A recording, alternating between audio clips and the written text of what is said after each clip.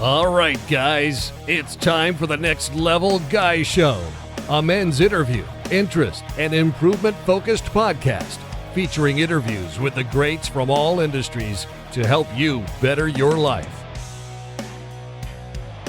Each week, a new episode features an interview with one of the greats, covering all aspects of their story, from life hacks to tips and protocols that have allowed them to live life on the next level. We then highlight concrete action steps that you can use to improve your life.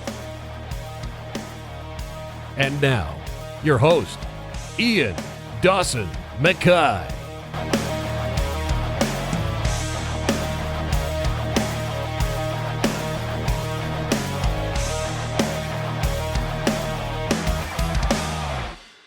And today's guest is Dr. Carlos Berio. He's the first BJJ Physio and licensed physical therapist. Dr. Carlos J. Berio is the Executive Director, Head Sports Pain Expert, and founder of Spark Physiotherapy in Alexandria, Virginia. He's a licensed doctor of physical therapy, a certified strength and conditioning specialist, and a trigger point dry needling expert. He also holds a master's degree in clinical exercise physiology. His combination of hard skills and an ever-present focus on the client experience is what makes Dr. Berio and Spark Physiotherapy an industry leader in all things performance physical therapy. He's most recognised for his work with Brazilian Jiu-Jitsu and mixed martial art players, as well as collegiate and professional rotary power athletes. His personal experiences as a collegiate baseball player and as a competitive Brazilian Jiu-Jitsu practitioner make him a sought-after resource on the field and in the training room. Carlos remains active in several sports and is an avid BJJ enthusiast, motorcycle rider, and adventure race runner. Treating sports pain is my skill, returning people to play is my passion, says Dr. Berio. And in this interview, we discuss how to find the right rehab care for yourself as a grappler, how you can add mobility to your standard training and find success in only 20 minutes a day, how you can bulletproof your body for BJJ with his custom designed programs and exercises to help you stay on the mats so you can move better, feel great, and roll forever, and so much more. But first, I just want to quickly highlight that Dr. Berio has space in his virtual visit beta test phase. You can sign up via his Instagram bio. Soon the visits will cost over $80, and that will include a 6-week DIY rehab program and the do's and don'ts healing optimization sheet. The total value of these is a bonus $200, so you'd better move fast if you want to get in now and enjoy the beta testing phase. And now, let's get to the interview. Well, thank you so much for coming on. You're an absolute star for doing this. I love your work. But for people who maybe don't recognize the name, could you give a quick introduction? Sure. So my name is Dr. Carlos Berio. I am the owner and executive director of Spark Physiotherapy based in Alexandria, Virginia. And about 2 or 3 years ago, started the brand BJJ Physio. The brand is designed to assist Jiu-Jitsu players, mostly enthusiasts, to becoming their own best advocate when it comes to the kinds of injuries that we get on the mat all the time. So it is a very, you might consider it a gentle sport. Many do call it the gentle art, but pain is part of the process. And, I just have seen so many of my training partners over the years need to stop training for extended periods of time, not because of severe injury, but just the inability to understand how that injury or that pain presentation should be handled so that they can get back on the mat very fast. So that's what the brand has been built around, and we're really excited to help people roll as long and as hard as they like. And it's done in such an awesome and fun way. It's like, you seriously have to check it out. I loved it coming on. I was like, this is the guy for me. Like, he's just, you make it fun. You give it very extensive topics, but in layman terms, and you make it fun, and you give the correct terminology. Because how often do you go on a YouTube site and it's like static stretching and hold it for 5 seconds, and you're like, this isn't sports specific, this isn't jiu-jitsu specific. But how did you get into this? Like, how did you get into physiotherapy? How did you build this as a career? What was the interest for you, the initial spark? Oh, I love the pun too. I have been doing strength and conditioning and human performance work since 1998. So my clean-shaven face might belie my age, but I'm trying my best to avoid. This is terrible, but it is happening. And so, when I was a strength coach, I found I was seeing amazing variety in different athletes, different sports, different ability levels, and then of course I had my general population clients. But after a certain amount of time, actually it was around about 2004, I started to realize that these same people who really trusted me with their fitness and their wellness and their performance were, would have injuries, little tweaks of muscles, little joint sprains, normal things that happen in the course of a competitive mover's life. And as a trainer at the time, I really wasn't equipped to fully get that person back to all the way well. And I said, well, what could I possibly do? I could refer them to someone, and that person may or may not have the time, the sports expertise, the ability to generalize a plan back to the activity they want to get to do again. I said, well, I could do this. And physical therapy actually just happened to be in the first order circles of people that I have been around, because I, as a trainer, was seeing referrals from therapists and also making sure I had a staple of good manual physical therapy people to help my clients along. I said, I can probably do this as good, if not better, and in a way that has a lot more of the hand holding, a lot more of the customer service focus, the hospitality focus that I have always valued in my personal and professional relationships. And so once I realized that physical therapy would round me out to a way where I could really impact people in a more holistic manner, holistic with a W. That was the beginning of the end. I knew that was a career focus I wanted to have. I graduated in 2009, rebranded my strength and conditioning business to Spark Physiotherapy, and never looked back. It's been a great journey. It's been tough as a single, cash practice owner for a long time, and I've been doing what we can to enhance our brand, enhance our reach. But it's been little by little, and it's been a fun ride so far. Because I was delighted when I found you, because initially I looked and, you see hundreds BJJ coaches on YouTube. And you were the first ever kind of like physio style, medical, the health side of it. And I couldn't find anybody else that really covered that. And I thought it was such a great topic, and you do it in such a fun and exciting way. But when I came from training, like literally about 20 minutes ago, that's why I look like a serial killer who's come through the hedge backwards. Do you think a problem is like a lot of guys, they're not told that you've mentioned we're all athletes. We've all got to be oiled and well-maintained bodies, and we can be fit and that. Do you think a lot of problems is that guys have it as a sense of pride? I've got a bad back, my knees baggered by whatever it is. That it's almost part of our stories. Yeah, I would agree with you. It actually reminds me of a story, and it wasn't on a jiu-jitsu mat. This was just a lay person and I having a conversation about what I do in a building that I was doing the work in. So I was a physical therapist at this time. I had a thriving business during this time frame, and the person kept giving me his own barriers. I would say, "Oh, why don't you work out today? What's going on?" "Oh, I have a bad back." I said, well, my back hurts too. I've got an old injury from playing baseball. I have an old jiu-jitsu injury, whatever. It doesn't really matter. But what kept happening in this conversation, this exchange, was bizarre. When I would say, well, I have a similar injury and I find ways to get around it and train and stay healthy, he would, instead of saying, oh, maybe I should listen, or maybe I should try that adjustment to that exercise, he would say, well, but my knee is also bad. And I would say, oh, okay, well, have you done anything for your knee? Have you attempted to treat that yourself? Have you asked anybody any questions about how to get your knee better? No, well, but I also have this ankle. And at that moment, I said, okay, wait. In the competition of the world, the winner is not the one with the most maladies. The winner is the one who could do the most. And in the face of those maladies, actually. So if you have injury, pain, disfigurement, surgery, whatever it is, and you are succeeding and you are thriving, you are a better off person than the person who sits there and goes, well, my bad back isn't going to let me exercise, so I'm going to sit down on the couch. And so that's how I gauge all folks. Some people would have nothing to talk about if it was not for all the things wrong with them. So some folks kind of need that. They need to say, well, my back is bad, or my knees, or my doctor says I have 90-year-old knees, like nonsense like that. But I am very much an empowering kind of person. I think my whole personality is built around unpacking the barrier. So if someone says, I can't do X because of Y, it's like, well, let's explain if Y is the reason you're not doing X. And if it is not the reason, maybe you found the wrong article on Google. Maybe that study wasn't really about you.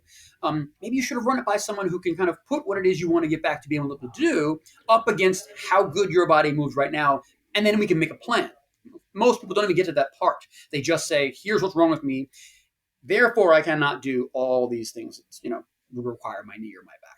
So yes, the answer to your question would be that I do think some guys and gals hang on to injuries and pain in a way that is sort of a woe is me thing. And fixing things is a lot harder sometimes than you might think. And maybe they are okay with hobbling around. We have to just suffer with the consequences of our choices, whether it's a nutrition choice, an exercise choice, a sleep hygiene choice. If you're fine with the consequences, go for it. I have no problem for you. But if you complain about it, and then I give you the answer, and then we don't see follow through, that's on you. Yeah, it's almost like they want to give an excuse to come out of it. Sure. I get a lot of people, like, what is it they always say? Guys always think they can get the girl and win the fight. They can never actually show it, but they know that they could do it if they wanted to. And I think that's the problem, is a lot of guys wear it as a badge of honor. It's oh yeah, back in my day I used to do this, but now with my foot and knee I can't play football. Well, I can't do this now because of this. But how do we start identifying the issues? Because you've got a great video on the overhead press squat to kind of work out mobility and things like that. Now, when I started jiu-jitsu, I had tight hips from deadlifting too much.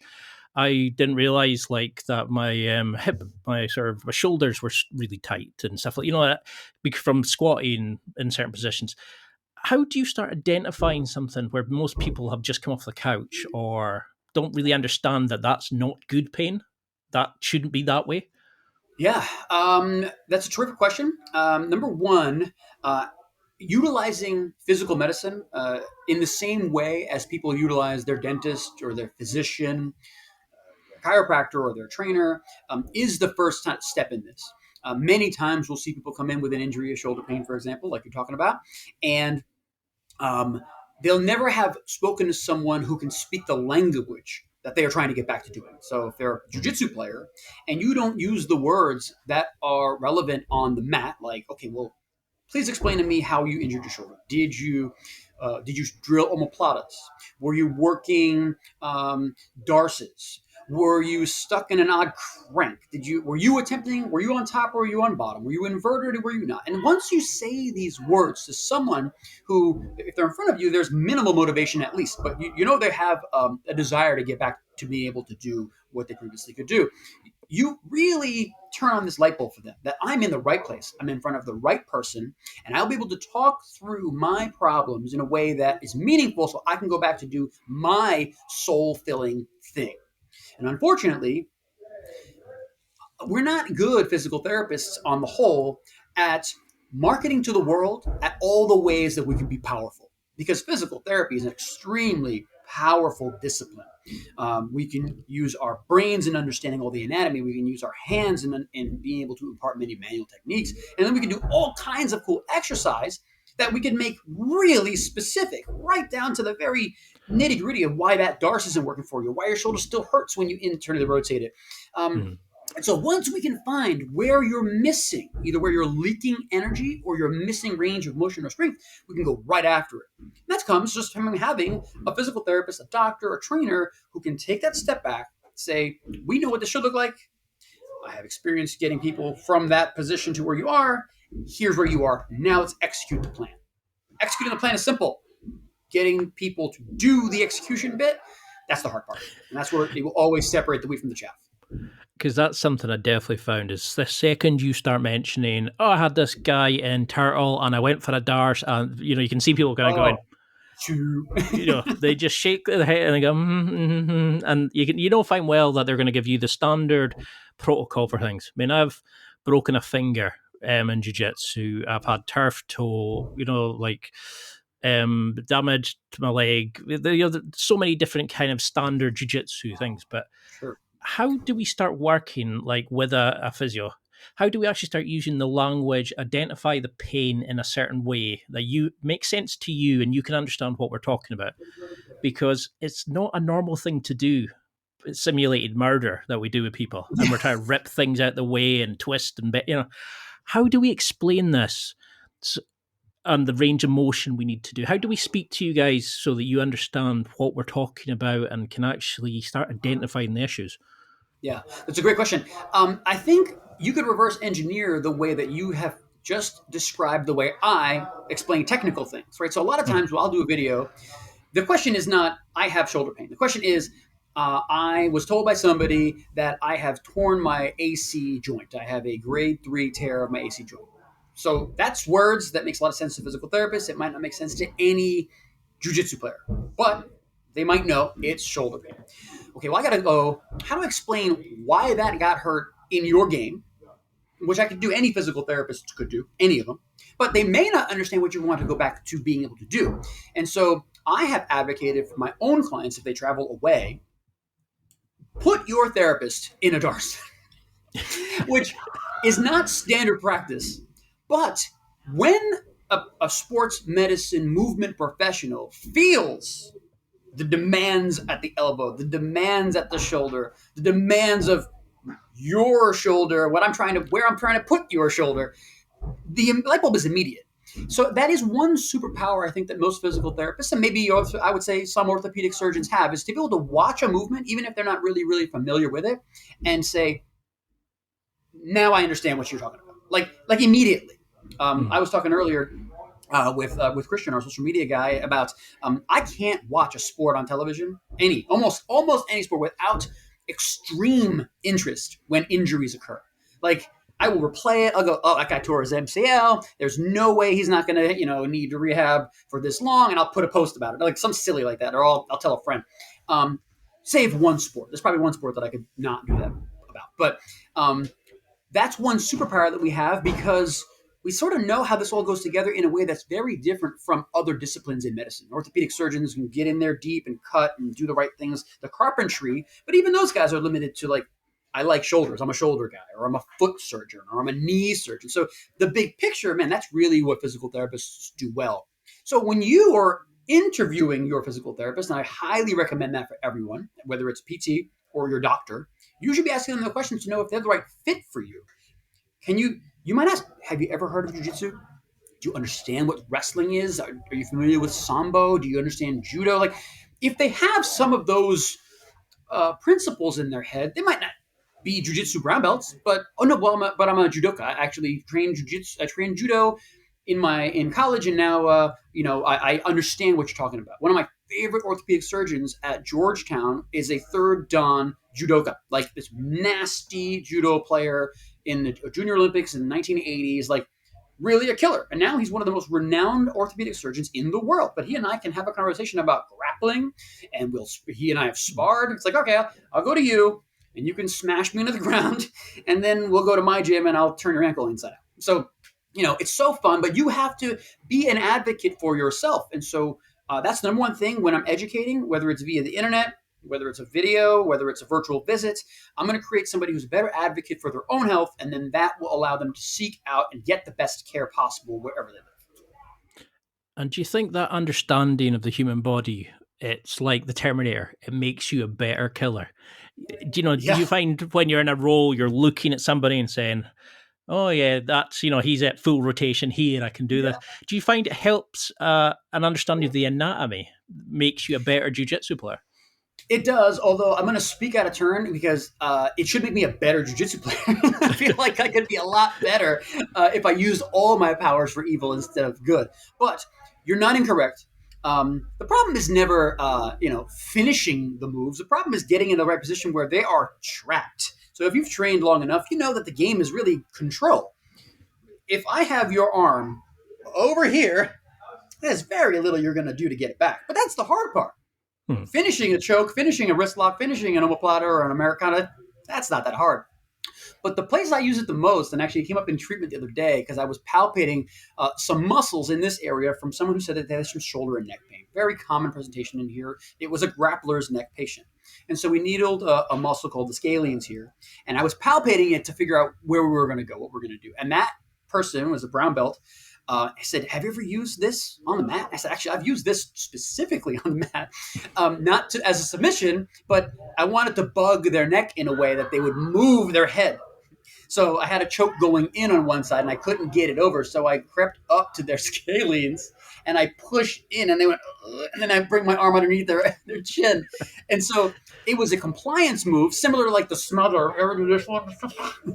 Where you're like mounted and you want them to move their face. Yeah, sure, you can do that. Or you get the bridge of their nose and you get their chin to live up.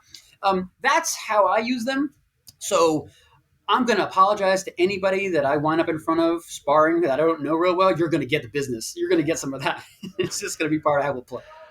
Because that's like when you see people, like they'll start doing the window wiper. Like they'll have hold your head and they lift the elbow up and you see their necks going in weird ways. And people are like, when you're new to it, you kind of go, what the? Because it's known as the gentle art. And Sure. you get barred through it. But you learn so much from it. And I think that's the thing that a lot of people struggle with. It's like, how do I, like you go to, say you're a baseball player, you're going to throw it, you're going to get damage in the shoulder. You're going to powerlifting, you're going to get tight quads or whatever it is from squatting too much or, that kind of like. But when we come to jiu-jitsu, it's a whole body experience and it's like a 3D chess match where you're using this arm to do this arm to do that, this leg to hold guard, this to wrap the hook in, etc., etc. Mm-hmm. How do you see grapplers getting injured? How do we start seeing the common faults that new players and sort of seasoned veterans are having on the mats? Do you see similarities in what they're coming to you with? Absolutely. Number one, the literature actually is extremely supportive of the idea that jiu-jitsu is the gentle art. It's actually kind of interesting because if you have trained long enough, man, the parts of your body that hurt are just bizarre. Rib, intercostal pain, trunk pain, like these little muscles in the shoulders. But from what we know in our experience and the best evidence, highly competitive players typically hurt small joints, wrists, fingers, ankles, feet, elbows, those kinds of things. Enthusiasts typically are coming in primarily with back and neck pain, more central axial pain. Now, in reading all the evidence and staying on top of this stuff, could make my conclusions based on what I've seen and how I train, in that the guys who have done this a long time and the gals who are really, really good, the brown and the black belts, don't waste a lot of energy in the middle of their body. Their elbows are in, their knees are, their hips are strong, their back is straight. They're not going to let you drop their head down. And that is sparing of all the neck and the back and trunk musculature because they are built up in a way where they're not going to break my posture down. But if you watch these high-level grappling matches, it's ankle locks and knee bars and heel hooks, wrist locks, like the stuff that happens so many layers beyond just passing the guard and getting side control that really could only happen at the highest level of competition. But the enthusiasts, guys like you and I at this point, definitely like me, who are using this for fitness and for extra, for some self-defense, some community tribe thing, like I really like my training family. So it's all part of that experience. We get hurt in the big muscles like your back and your hips and all these things because the time we spend on the mat. And that's actually the biggest issue that I have had when people come and say, well, I heard a thing. And I say, well, do X, Y, and Z and you'll be okay. They don't even start. They never even got to X. It's like, well, how come you didn't do the things I asked you to do? Those are going to help your knee or your shoulder. And they say, well, I didn't have time. Like, if I have time, I'm going to train. It's like, well, yes. Then what you're telling me is training at this level is not your top priority. And that's totally okay. I'm not going to place my priorities on somebody else. Jiu-jitsu has its place in my life, and it might have a different place in your life. And Gordon Ryan thinks about it completely different on top of that. But Gordon Ryan is not going to allow an injury to stay around a long time. He's going to have either a team of people, a plan to execute. He's going to have his own advocacy that he's doing. Or, hey, I'm not training today because of this injury, or I'm going to apply some ice, or I'm going to eat a little differently, or I'm going to rest more. Okay, that's good. So he is doing X, Y, and Z so that he can make BJJ a very high priority on his list. But those of us who can do it less regularly or less intensity have to make some decisions. And I think that's the biggest reason why people don't take that step to just execute a plan to get better and stay pain-free or pain-limited on the mat. So, how should we approach, BJJ rehab? Because just now, for example, I'm feeling like I've got, one of those toys where the head pops out of the neck and it feels like it's stuck in halfway through. I've got mat burn on my toe. I feel like my lower back has been bent over like an iron bar. I could literally go down my body and go, ow, ow, ow, ow, ow. Best feeling in the world while you're training, but agony after. Yeah. And that's why I was so keen, because I'm 39 now, and I was so keen to have you on because I know I can't keep up physically with the young ones like I used to. So I need to make sure that I'm working efficiently and effectively. So how do we look at this in terms of what we build up, to restructure the body and strengthen that initial structures? And how much do we look at fixing what's wrong? How much? Yeah. How do we work this rehab angle? That's terrific. I would say that number one, we have to sort of establish what our own baseline is. People kid themselves, like you've already kind of mentioned a couple times, about how athletic they were in their past. So therefore, that's how athletic they are. How strong they might have been at some point. Oh yeah, well, I used to bench 350, so I don't need to bench. It's like, okay, I'm not saying bench is that important, but if you still can't bench 350, then let's put away the idea that you bench 300 pounds. But understand then, okay, this is my baseline. And because of my injuries to whatever body parts I've got, I'm limited to a certain kind of game. I have to play bottom game. All right, I really have to avoid anyone under 25 with fewer than 3 stripes on a white belt. Like sometimes that's a good decision to make, and I would recommend that for folks my age. At least I'm 42 now, and I will choose certain folks as my go-to guys for warming up because I know they're not going to blast on me crazy. And then, after a few rounds, I can go with basically anybody because I'm warmed up enough. But choosing your training partners is first, understanding your baseline is second, and then understanding what are you trying to fix. So if it's your hips, what movements am I unable to perform on the mat because of this hip immobility? Now, we have picked apart hip mobility as a thing. Let's give hip mobility work 2 solid weeks of effort. It doesn't have to be 3 days, 2 days a week by itself. It could be, I've just finished sparring and for 20 minutes, I'm going to do these 3 drills that are about improving my hip mobility. Then after that 2 or 3 weeks goes by, I'm going to remeasure something. And in our case, which is great, you could be fancy and measure the actual ability of your hip to move around space, rotation and extension, range of motion. Or you can say, well, there was that one movement I was trying to get into. There was that one position I could not do on the mat because my hips were tight. I'm going to try that again. So now you've set your baseline with that movement that is jiu-jitsu specific. You've done a little bit of treatment to yourself. And now you're going to go try that movement again. And if you feel any appreciable difference, but haven't changed anything else other than adding a couple days a week of mobility, you did the job. You did the work. Now just pick the next thing or set the next goal and do it again and again and again. And this kind of thing can take a few weeks to completely change how your body moves around. This is not years of work, but it's focus. It's doing it regularly with the right intensity and understanding the why you are doing things. Because I think a big problem is a lot of people will say, I need better conditioning. I need better mobility. I need better flexibility. But these are such kind of open terms that they're not very. Could you go into a little bit about, is there a way to identify, he needs better rotational power or he needs better on the x-axis or y-axis? How detailed can we get into this to look at, I can't bridge powerfully from my hips when my feet are not close to me or something like that? How do we start analysing and looking ourselves and thinking, that's where I need work and that's actually the in-depth problem I'm facing? Yeah, that's what we do here is what we call our sports combines. We have a combine or a data battery, a testing battery for every one of the different niche sports groups we work with. As a former baseball player at a high level, that was sort of where we started a lot of our data analysis work. But as we added other athletics groups. And as I got into jiu-jitsu and advanced myself, it became a group I really enjoyed working with. I really kind of connected with. So we created a jiu-jitsu combine. Essentially, it was about a dozen different tests, all of which measure specific hip, shoulder, trunk, range of motion, and strength data. And then a bunch of the peripheral joints, elbows and wrists and things that, are required to just be on the mat, normal human motion things.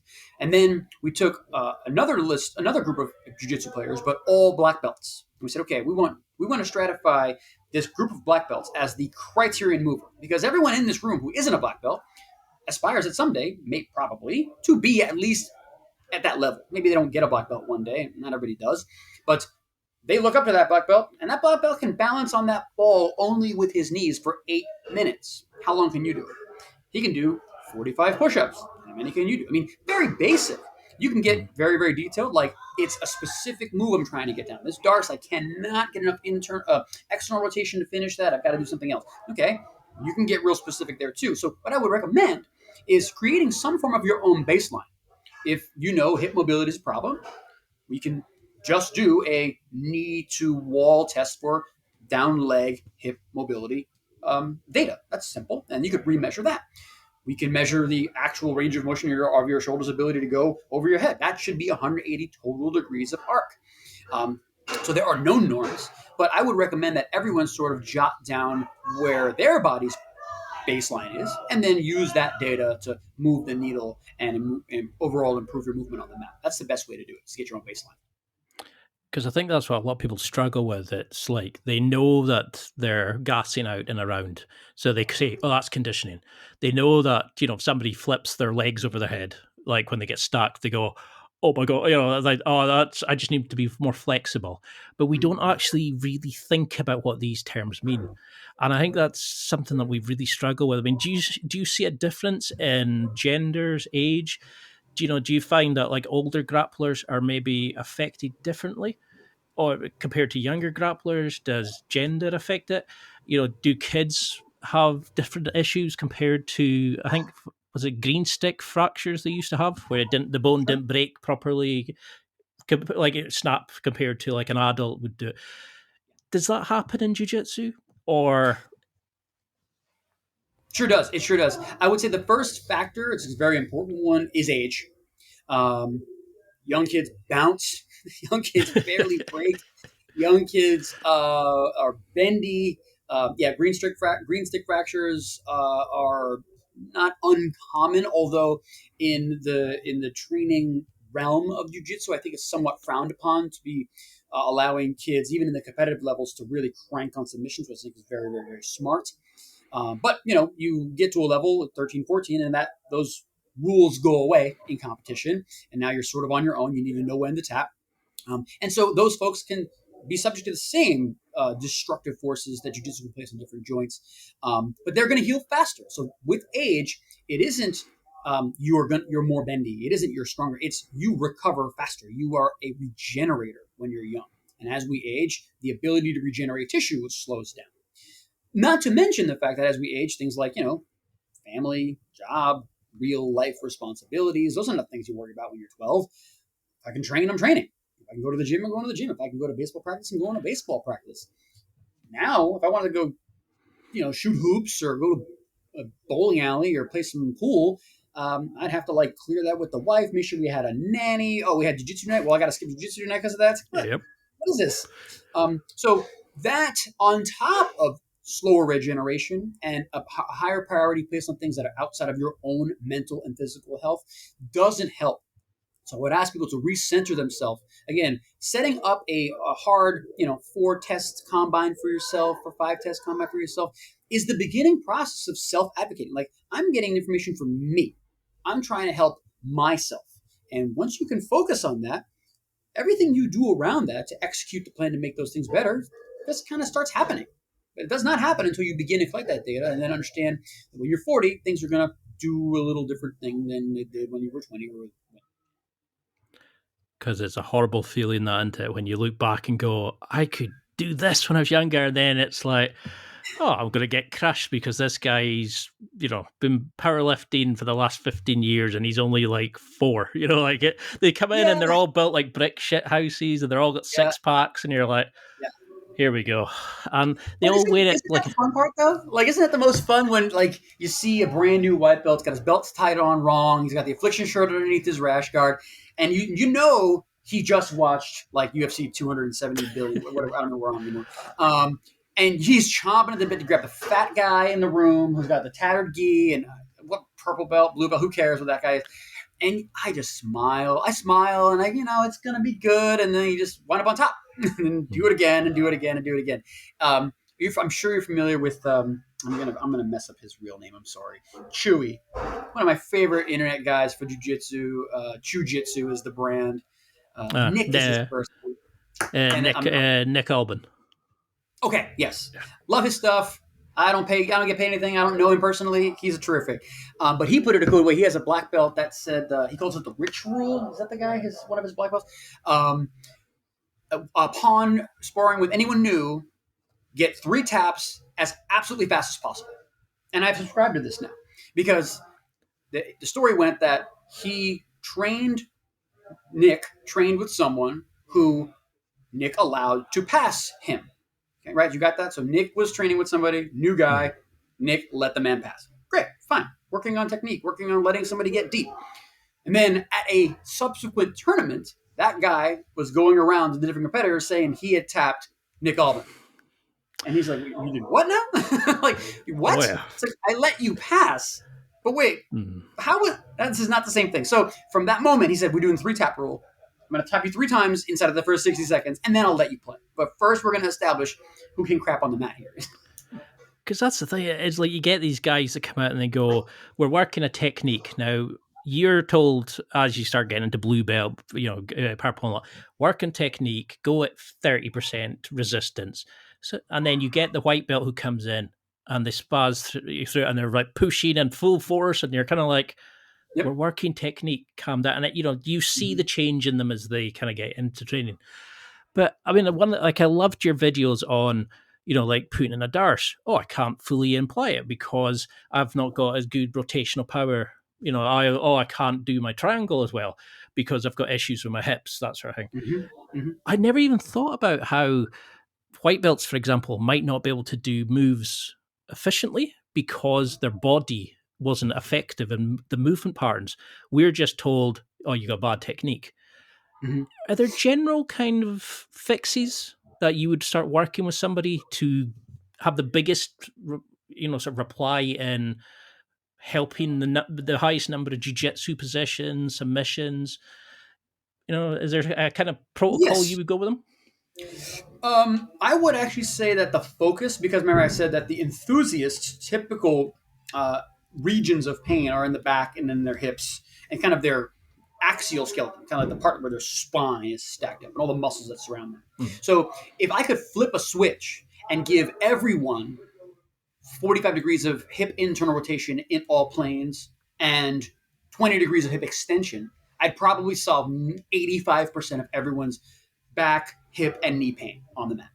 But understanding what you need to do to improve your hip extension in those ranges of motion, hip rotation in those ranges of motion, and overall trunk mobility and strength on the mat is its own question. And that's actually why we've built the BJJ Physio's exercise demo library. That's why we've built out all the programming so that specific, if I have back pain, we're going to follow the back pain programming, which is going to address the lowest hanging fruit when we get an injury or when we want to kind of rid ourselves of needing to deal with those injuries again. So yeah, I hope that answers your question. It's kind of a long-winded answer. No, I love it. I love how you're making it fun and understandable, but it's also making sense because it's in a jiu-jitsu language. It's not just kind of, and do 5 static stretches before bed and, go for a run because, it used to be in powerlifting, eat cottage cheese and nuts when you were wanting like snacks. I hated both of them. And the second you would say to somebody, okay, well, what can I take? And they would go quiet because that was the standard stock answer. Mm-hmm. But I would get told, go work out 3 times a week, jiu-jitsu 2 times a week, and as you get older and more responsibilities, that's difficult. Sure. What kind of time frame, intensity, duration, frequency, etc., would you have somebody working on mobility, working on their flexibility, in addition to training, in addition to living, full-time jobs, cooking, etc.? Yeah. How much do we need to do to get the benefit, really? Yeah. I'm going to speak to the enthusiast here because I think those of us who have other responsibilities and can't make jiu-jitsu our number one priority is probably the majority of folks. Yeah. And I would say that because for those folks, time as a major constraint seems to be the theme, I actually wouldn't ask that they add any days of training in. I would say, how many days a week do you train jiu-jitsu? Okay, well, I go twice a week. Okay, that's great. Terrific. I don't care what level you are. That's a solid, minimum amount of time. Well, how long are you on the mat? Okay, well, we do a warm up, and then we'll drill for 20 minutes, and then we spar a bunch of rounds, maybe an hour total, an hour and 10 minutes. Okay. What if just on that day, instead of leaving after an hour and 10, you stayed for 20 more and did those 5 things we talked about earlier about your hip mobility? Right there. Number one, you're super warm. You have an excessive amount of endogenous chemicals that drop pain because you're physically active, you are doing something fun, you're doing something difficult. All that improves your descending inhibition. That is your brain's ability to attenuate pain. You got it all the benefit of that right there. So don't leave. Don't get into your car and sit still for a half hour to drive home with all this great shit in your body that is ready to move. Go move it.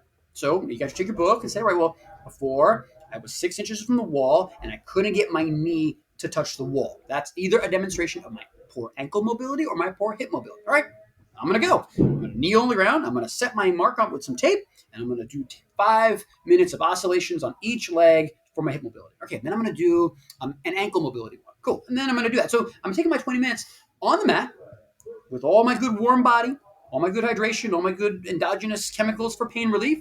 Then I go home. I drink, I eat, I repeat it again. And this allows you to take the next day, in the case of the 2-a-week training guy, to rest. To eat well, hydrate further. Maybe they want to do a run or a jog or you get in the pool. That's all fine. But it's not, you must do more. You have to do more. We need to figure out how to do more with the same time.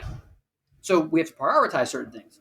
But no one's going to miss 15 or 20 minutes after you're sparring. I mean, you're probably jawing with your training partner the whole time anyway. You probably don't even actually leave. So grab that training partner and say, listen, I need you to hold my belt while I grab on and I pull back and I do some shoulder retractions. I'm going to grab the belt. I'm going to pull my shoulder back in retraction. I'm going to come back here. So we're going to do some shoulder retraction reps.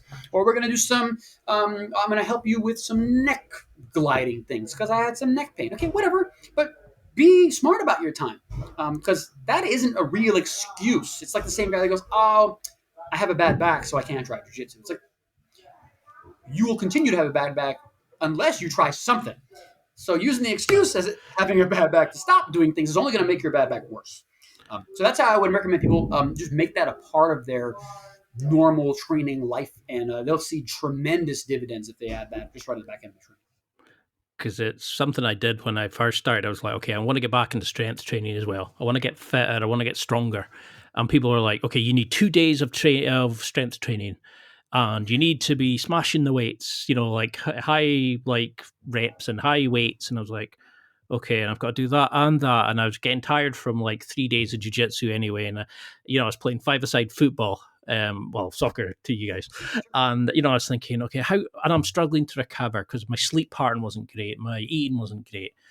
And I think that's the thing is guys think it needs to be an hour in the gym. It needs to be 3 hours in the gym. I need to come out there in a sweaty mess. Mm-hmm. What is a good workout? Is there criteria of when we know we're going too far? Is there good pain, bad pain? Is there that kind of limit that we know we've gone too far? How does it affect older people as well? Because I was told, for example, I shouldn't run because tight hips. As you get older, it's something about it does something to your hips. So I should use a stationary bike for cardio more. Is this kind of thing true? Yeah, so there's a lot of questions in there. Let's piece apart. Welcome to the show.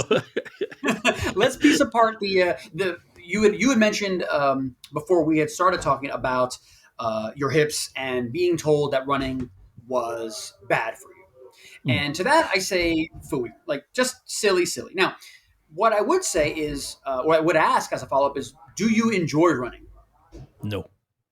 Okay, great. So why are we even talking about running? So, I hear so many people recommend exercise, different exercise forms, different exercise delivery systems, different equipment, without ever asking, like, what does the client want? Like, what do they enjoy doing? I do not do cardio. I freaking hate cardio. I don't like jogging. I think running breeds cowardice. Stand and fight. So, if I want to improve my cardio, I have to think about ways to use other apparatus in a metabolic way. So, I love kettlebells.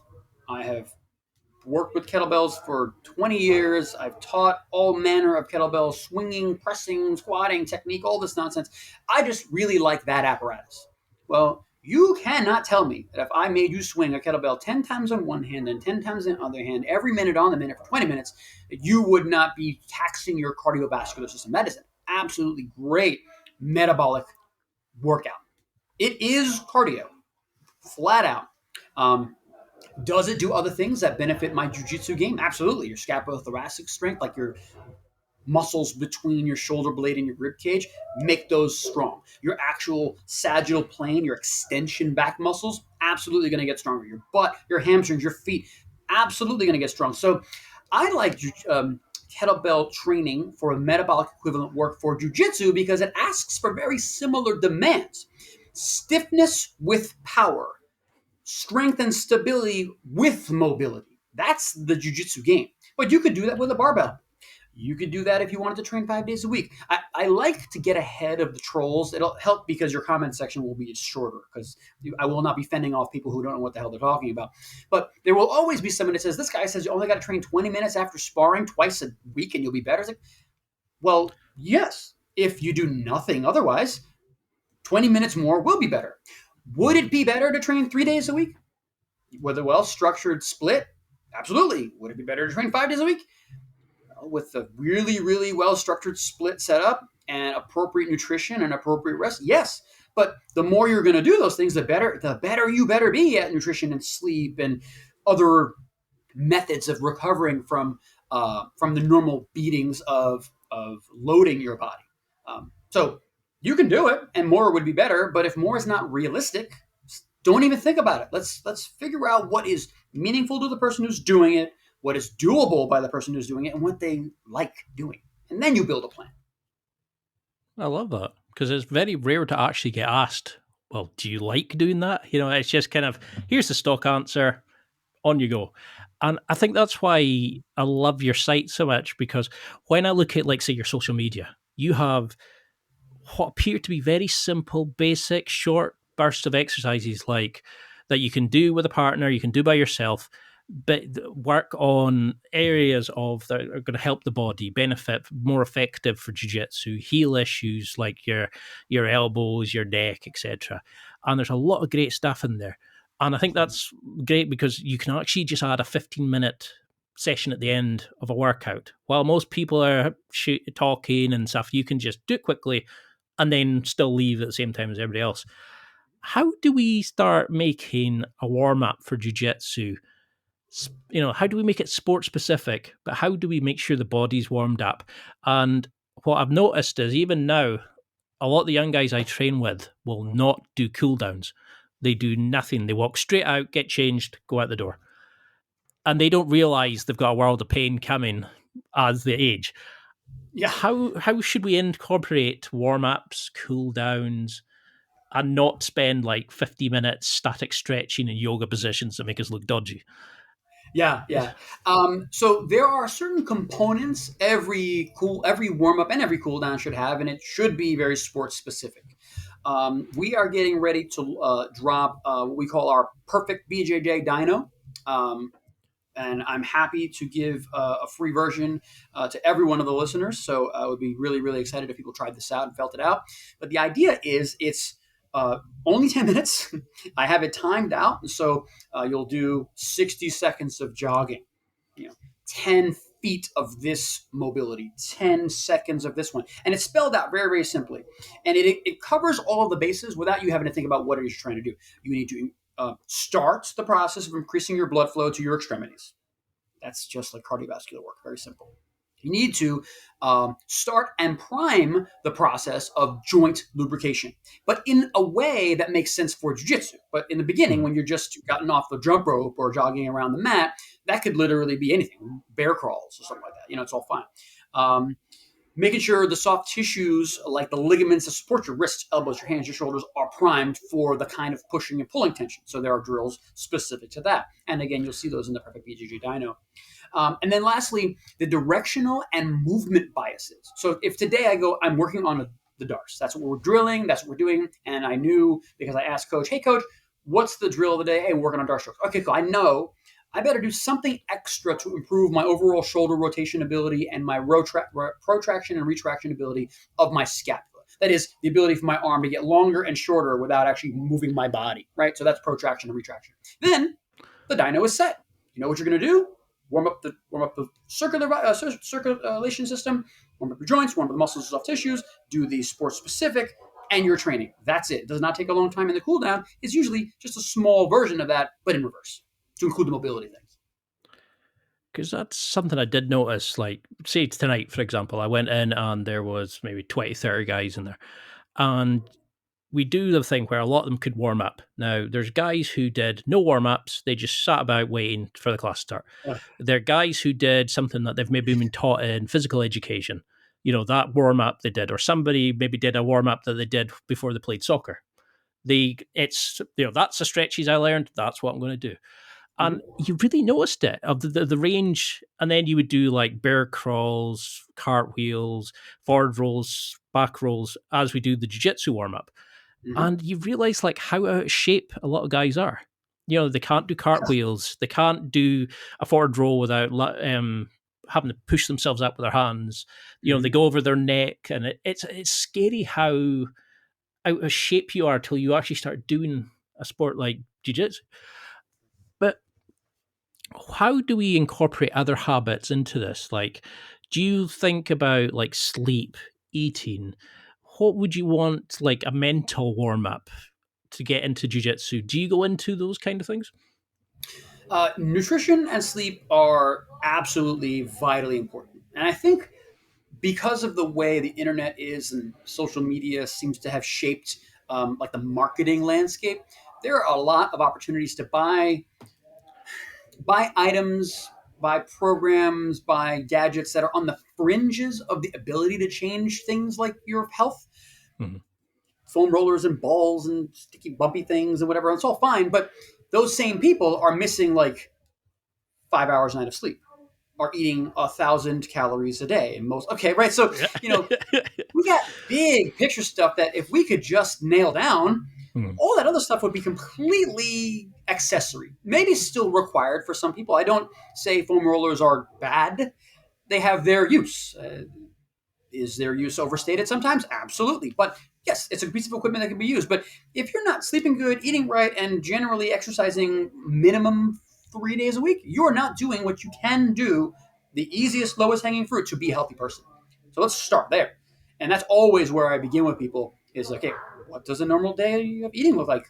What do you have in the morning? How long does it take for you to, have a pre-workout? How long after you train are you eating?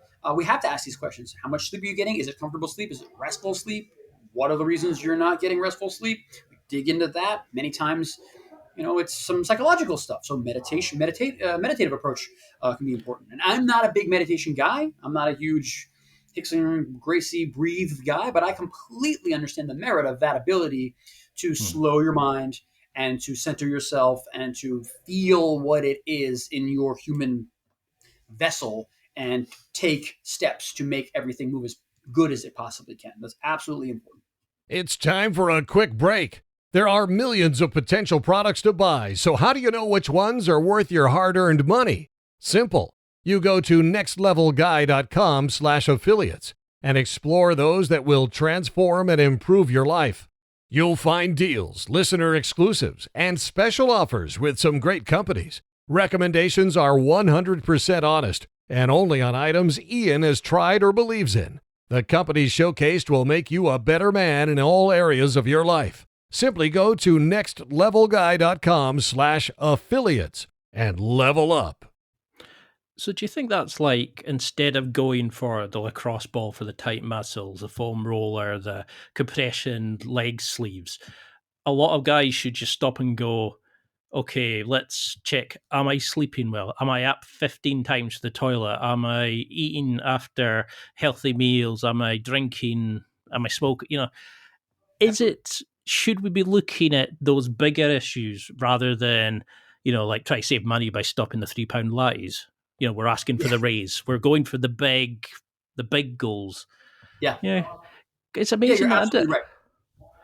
It's amazing how few people would actually stop that. They would go, oh, no, I just need to be stretching more. I need to be doing this, rather than you're working 2 jobs. You've got a young kid. It's scary how we always want the latest gadgets, don't we? And do you find that's the problem? A lot of guys are wanting to use these apps and technology and stuff rather than just writing out and going, my arm felt sore, I couldn't reach the dars properly, I'm going to do some shoulder mobility. How should we track this? I think one feels like work and the other one feels like a hack. But if you were very honest about, that bumpy ball that vibrates that you could take out of the freezer, and said, how many minutes did I stop my life to use this fucking thing? Sorry. Versus how many minutes you could have actually done it. Evidence-based, known effective hip mobility stretches for those same 5 minutes. Which one would be better? It's not even close. Like the literature says so. Our experience with these players, these grapplers, says so. It's not even an argument really to be had. So the low-hanging fruit has to happen before we take any steps into buying that extra gadget. You have mentioned the word stretching quite a few times, and I would be remiss if I didn't say how often people think they're tight when they're actually weak. And the thing that I tell, whether it's new grads, whether it's students, whether it's physical therapists at a conference someplace, the words I use are we WD-40 or are we duct tape? What is the thing we should be for the person who's right in front of us? And almost everyone to a man would say, oh, I can't touch my toes, therefore I'm inflexible. And I say, well, when you go to touch your toes, there's like 10 things that have to happen right. One of them is the flexibility of the posterior chain muscles, your hammies, and your calves, and your glutes. But that's one factor. You also have to have pelvic control enough to hold yourself up against gravity. You have to have eccentric control against all of the stuff that's pulling your lumbar spine down. And if you don't have that and a bunch of the other things, you're not going to touch your toes. But it won't be because your hamstrings are inflexible. It'll be because you're lacking power and leaking mobility in other parts of this chain. So we have to know, are you weak or are you tight? Because I would be willing to guess, and I put my license on the idea that 10% of the people who come in here and say they're tight are actually tight. Those folks are weak. The majority are weak people whose immobility looks like tightness. It might even feel like tightness. But I put them on their back and I lift their leg up the other way, their leg goes all the way up. And I say, well, you couldn't do this when you're standing. How come I can do it when you're lying on your back? Because the one thing that has to be compliant, if I pushed your leg up for you, is your hamstring. If it allows me to push your foot up into 80, 70 degrees of flexion while you're flat on your back, hamstring flexibility is not your problem. But that same person would go to the internet and say, I have tight hamstrings, what should I do? And they get the strap and they're pulling on their hamstrings and just wasting their time. They're wasting their time because they're doing the literal opposite of medicine that they need. So are there suitable things that we should have at home?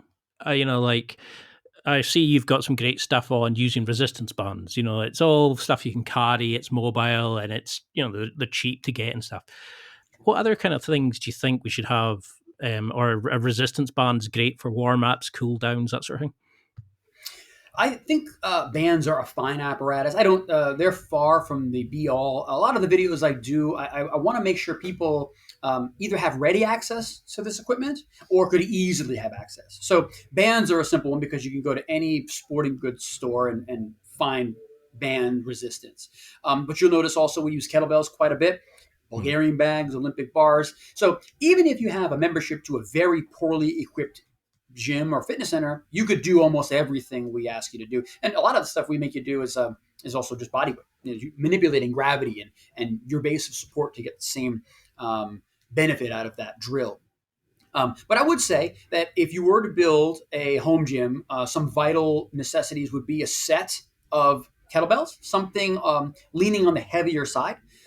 We only use bells measured in kilograms here, so I would say a double set of 20 kilogram bells would be a good heavy-ish place to be, and then something like a 16 and a 12, and maybe you can go lower because there are certain movements, more fine wrist and shoulder muscles that really couldn't tolerate a 12 kilogram bell in certain positions.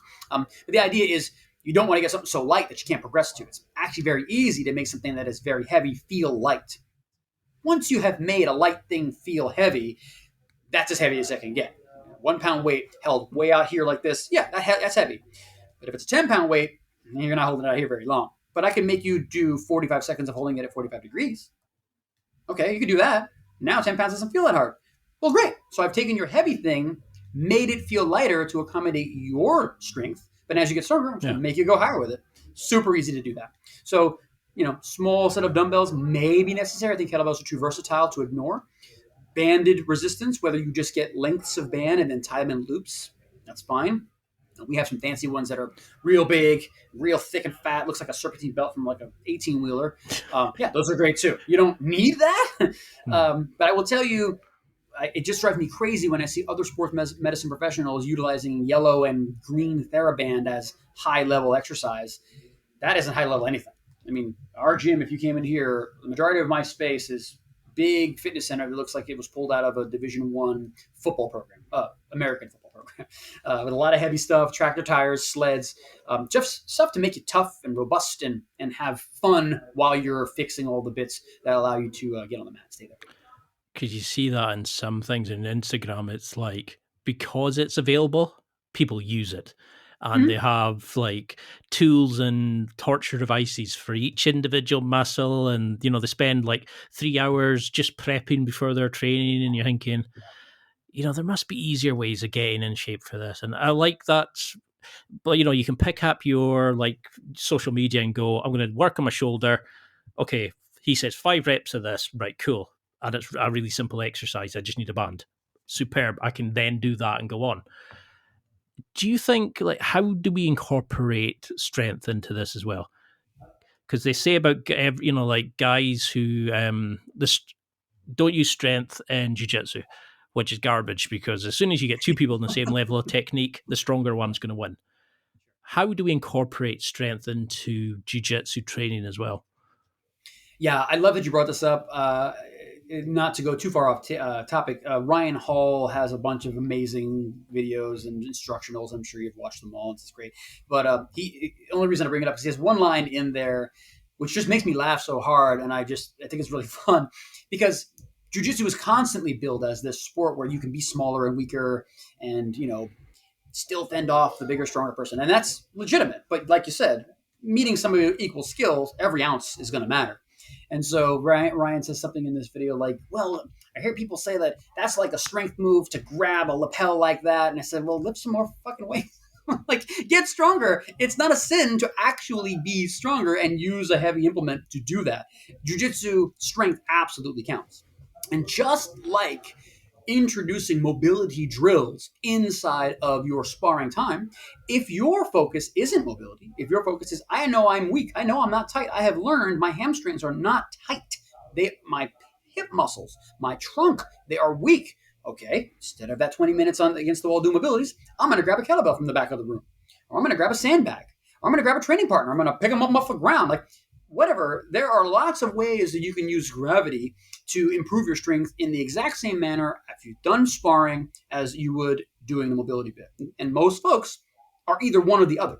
Me, maybe they might have tight shoulders but weak tummy. Okay, that's fine too. But if shoulders are what I'm working on, I can do shoulder strengthening with a few kettlebells in the 10 to 15 minutes that follow my sparring session while I'm talking to anybody in the room. That's easy to do. So just like we incorporate mobility, you can incorporate strength at the end of sparring sessions. And are you talking sort of like high reps? Are you lower weights? body No, weight, no, sort of thing? no. If you think about, I mean, the literature on how you gain strength it fluctuates here and there over the decades. I mean, we'll go one. The '90s was 3 reps max. You need to be at 95% of your 1 RM. That is strength. Yep. Okay, terrific. And then 2000 came around and said, well, you know what? You can go into the 5 to 8 rep range. There's enough time under tension. There's enough eccentric loading. You can build strength there and limit hypertrophy. Like hypertrophy is a bad thing anyways. And then they came around and it's like, you know what? You will gain strength in any rep range, which is a fact also. Now, that's a fact if you think that if we start lifting heavy things, we will get stronger than our baseline. Like, that's not a groundbreaking statement. But would lifting a heavier weight fewer times with greater rest be more effective than lifting something 25 times that is light? Well, yes. Yes, that is going to make you stronger faster than lifting something that light. But I would not discount the person who has never exercised. We're talking again now about people who are just fighting to stay on the mat because they have pain, they have responsibilities. They have to be like, how can I be efficient? Well, the person who needs to be efficient, I'm not going to worry about them doing 20 reps. Like, go ahead, do 20. Do 50. I don't care. You did 0 reps before. 0. So you're going to get stronger. And once you realize, you know what? I'm doing 50 and now it's kind of light. Okay, well, now it's time to make a real decision, a grown-up decision about what we're trying to get better. Are you trying to get strong? Okay, and instead of that 5-pound weight, grab a 50-pound weight. Oh, but I can't lift that more than a couple times. Okay, go ahead. So what? We still don't need to be like dripping sweat and huffing and puffing and gassed after a strength workout to have gained strength. That's an 80s thing. We used to think that way back in the day. That's gone. So yeah, I would say incorporating strength exactly the same way, and not being so hard on yourself when it's like, well, how many reps, how much intensity, what's my RPE? I'm not teaching anybody the Rpe scale, man. Like, come on. And actually, it's funny because people always ask it. So on every single one of our BJJ Physio programs, the Rpe scale is written out. Fine. If you need to be 9 out of 10 perceived exertion, okay, go ahead. Knock yourself out. There'll be a point when you get too tired of that and you're going to say, 7 works too. And I'll say, yeah, you know what? It does. And I said it before. You could do 8 and 10 reps and still get stronger. I used to hate that when they would say, oh, what's your RPE? And you'd be like, I'm trying to do the exercise. I'd be like, I'm just... Are we going from 0 to 10? Are we going 16 and 6 to 200? Which scale?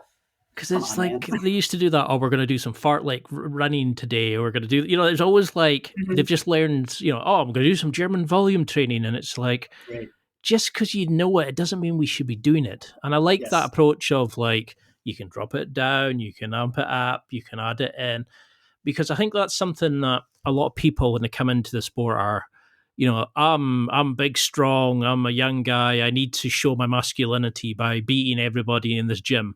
I need to, I've been bullied in school, so I need to prove myself as a man.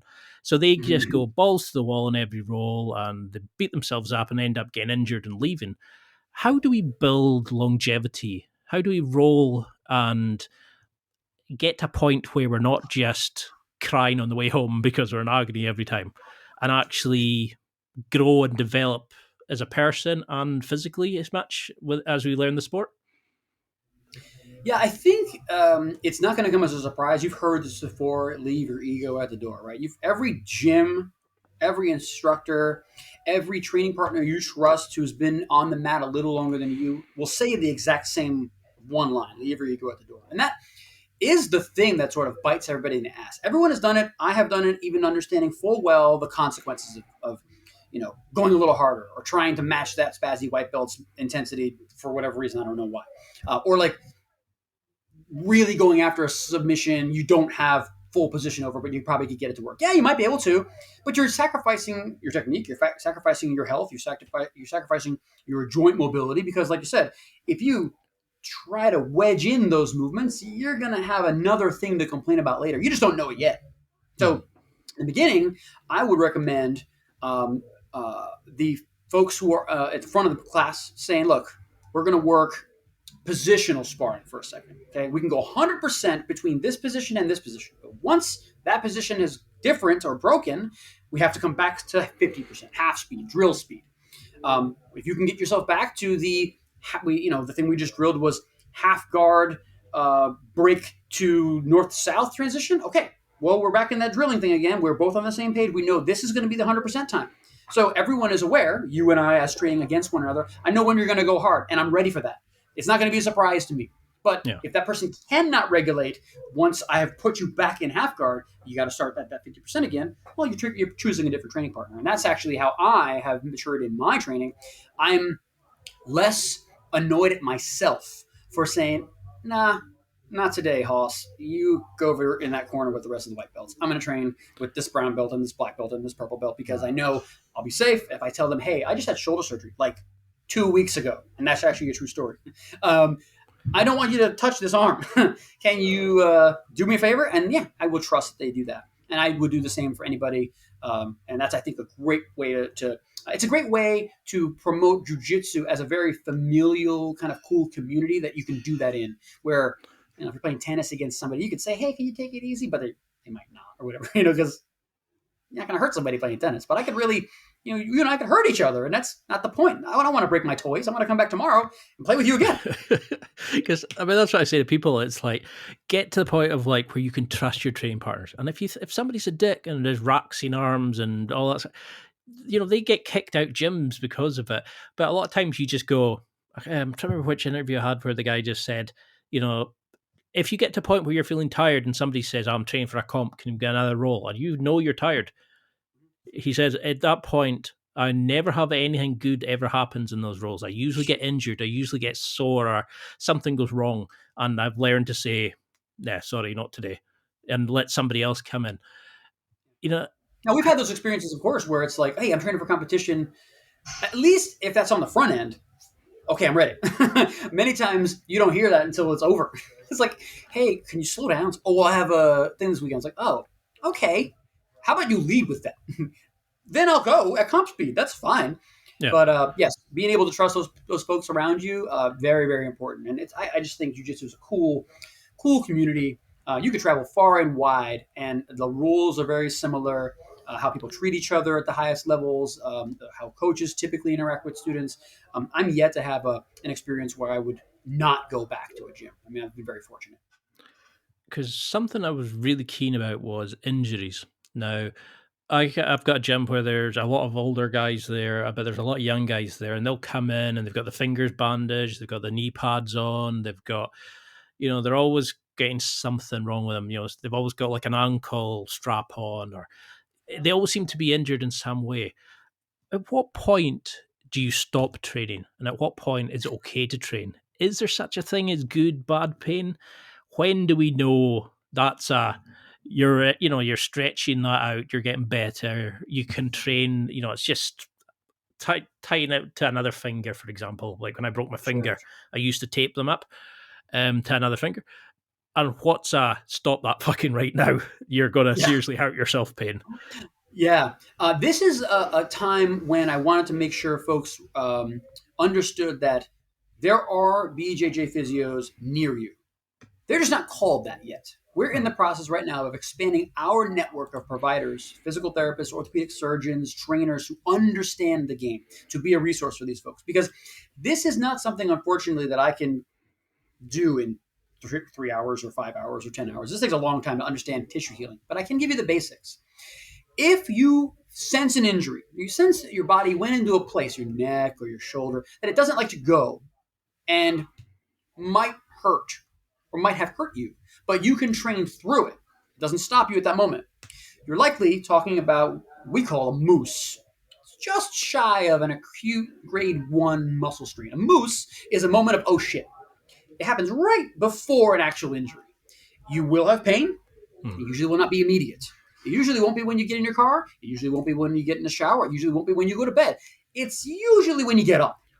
And probably for the first 30 or 80 or 90 or 2 hours. There's time that goes by where your body's like, golly, I got a fascial thing. I can't tell if I tore a muscle. I can't tell if I hurt my neck ligaments. Those, I would not stop someone from going back into the gym either the next day or going to train with some weights or do some cardio or some mobility work. It's the ones that stop you in your tracks. And you mentioned an injury earlier where you were doing something, and forgive me for forgetting about it, but where you went, that hurts now. Like, and I can't continue sparring at this intensity because of this pain. Well, that is a dead giveaway. Do not train anymore and self-assess. So when you go into any portion of the BJJ Physio, you get asked a bunch of questions. How long you've been hurt? What movements can you can't do? That's essentially my triage brain spilled out in internet form. So it's the same questions I would ask anybody. Once I understand the places you can and cannot move, given your mechanism, we could say, all right, you tore X muscle or you injured Y ligament. Having that information, we can say, all right, you can do this movement, that drill, this position, this submission, and that exercise. None of that should hurt you. But you can't do this or this or this or this or this for the first week. Because given what you have told me and the structure that is likely bothered, these movements would offend it, but these movements would promote healing. Yeah. So on top of our regular programming, we also have what goes with that, our do's and don'ts regional injury kind of list. So if you have a knee injury and you're a phase 1 knee injury, here's 5 drills you can do with no fear of injuring your knee further. And here's 5 drills you shouldn't touch for the first weeks. Phase 2, here's what you can do, and the list of what you can't do gets smaller. In phase 3, here's more of what you can do, and the list of what you can't do is almost empty. And that's how everyone should think about injuries like this. I hurt my shoulder. Where is it right now? What movements can I not do? How is it going to affect me training, mobility, jiu-jitsu? And then execute the plan. It's all very simple once you've got the knowledge about what you should be working on. Because I'm sure we've all seen that guy who, something pops in their arm and they put their arm into the belt and they continue rolling with 3 limbs, and you're like, I've had that happen to me. I think it was an Americana I was trying on a guy, and he was fighting and he's fighting in it, and all of a sudden something fractured in his arm. And I felt absolutely terrible, and I said, "Oh, look, let's go away. We'll get you looked at," because one of them was a nurse at the time, and I was like, "No, let's just stop." And he goes, "No, it's fine." And he put his arm into his belt to kind of strap it in, and I was like, "It's not that serious. It's at the end of the day, you've got to go home and look after, pick up your kids or work, and you need mobility and." Think, why would you take a risk at something like that? And I think that's a great way of looking at it, is like the grading. This is what you can do. This is what you can't do. This is what you really should avoid doing.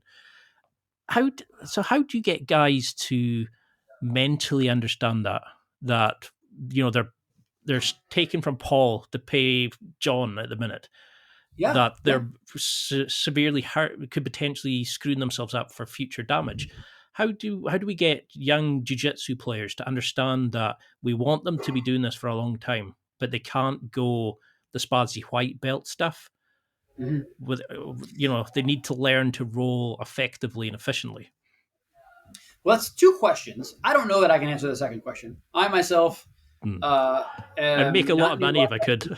I'm not a black belt, and so how you make someone really slow down and think about this as that 3D chess, like you talked about, that takes years. And usually it takes being the bad side of that coin and being told by someone you respect, you're doing this too fast, you're doing it with poor technique, and I'm going to beat your ass until you get it right. That's usually, and that's how I had to learn. Like, I'm like, I'm going forward, here I come. And I'm like, and then, here's your guillotine, here's your darce, here's your sweep, I'm on my back, I'm in the air. Like, how did you just do that to me? And so after that humbling process, which I think is the most effective way to get people to slow the hell down, getting young and old jiu-jitsu players to understand that these are the tools of our trade. These are, your shoulders, your elbows, your back, your knees are the things that allow you to play this game. And if you knock out a leg, the rest of your body, if you don't stop doing the thing, is going to go, well, you know what? How do we make this work? Because your body is really good at this. All right, we no longer have a right foot because my ankle has been wrenched in a million pieces. But I could kneel on that side.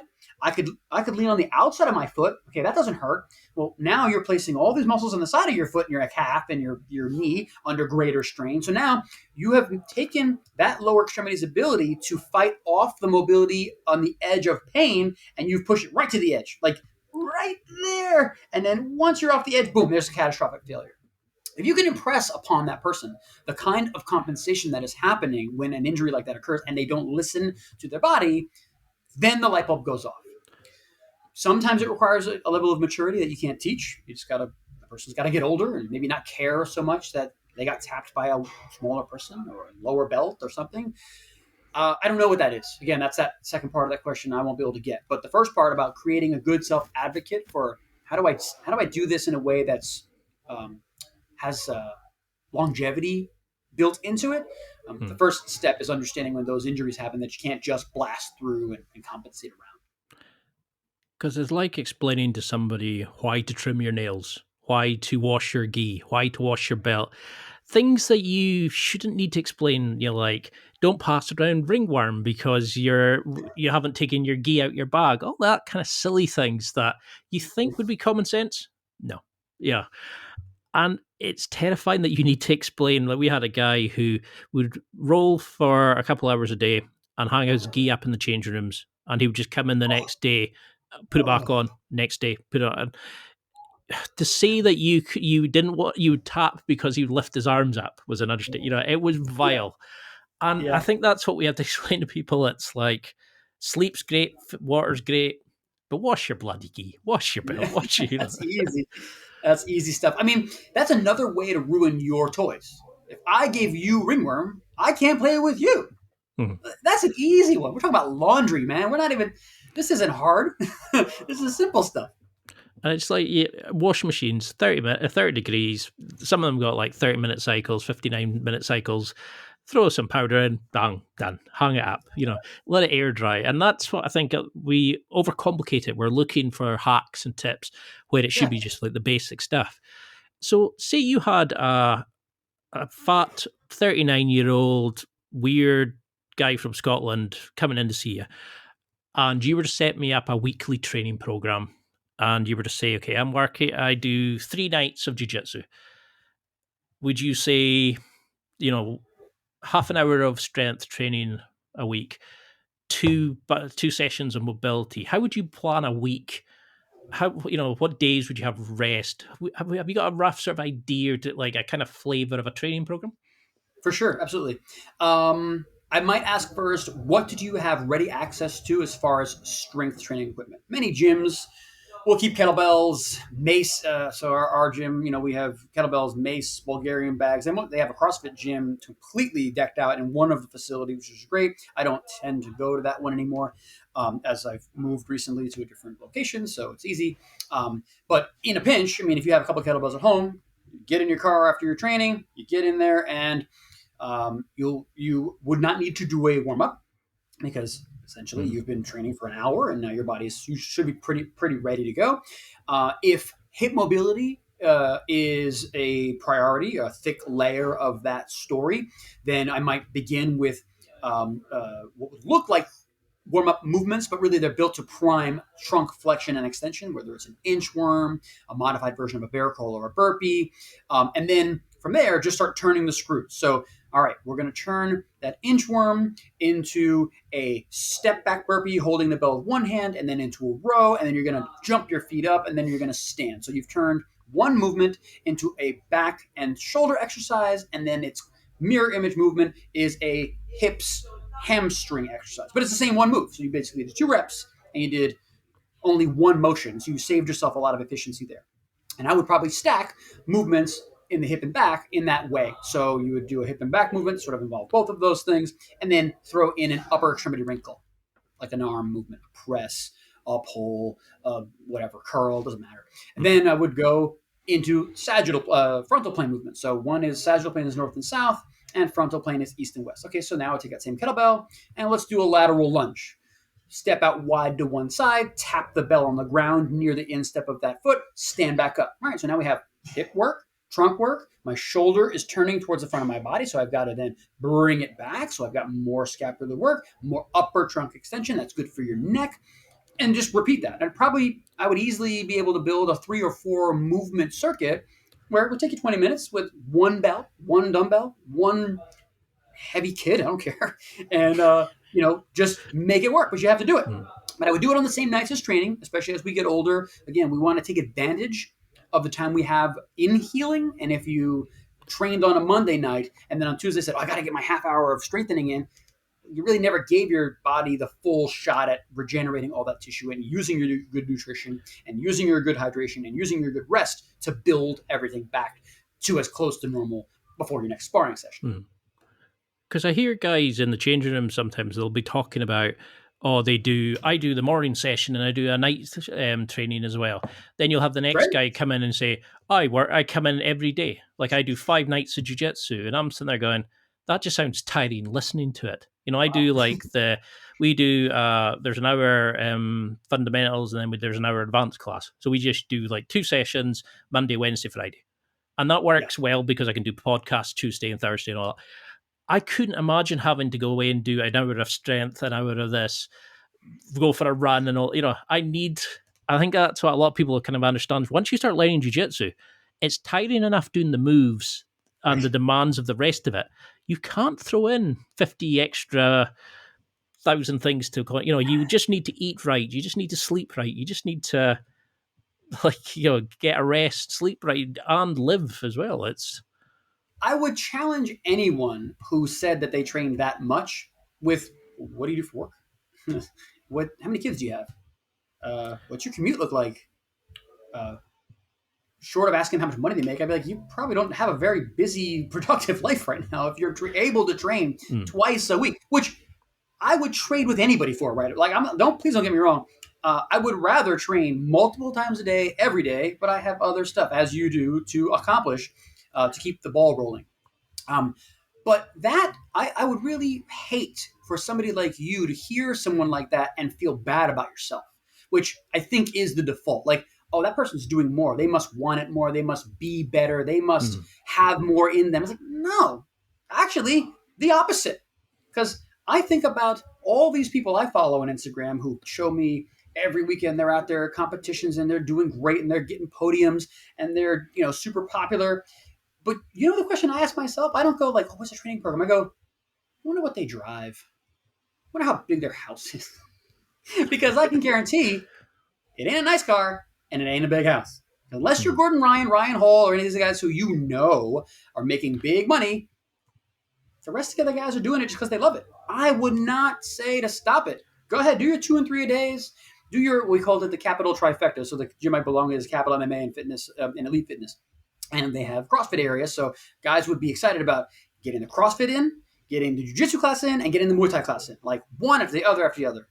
And I just think, golly, how good could your Muay Thai class be if you're doing an hour of strength and then an hour of Jiu-Jitsu and then you're going to go hit bags and jump ropes? Like wasting your time. You're asking for overtraining injuries, which that's another topic by itself, like how to sense overtraining, because you can sense it, but you got to be real crystal clear about yourself.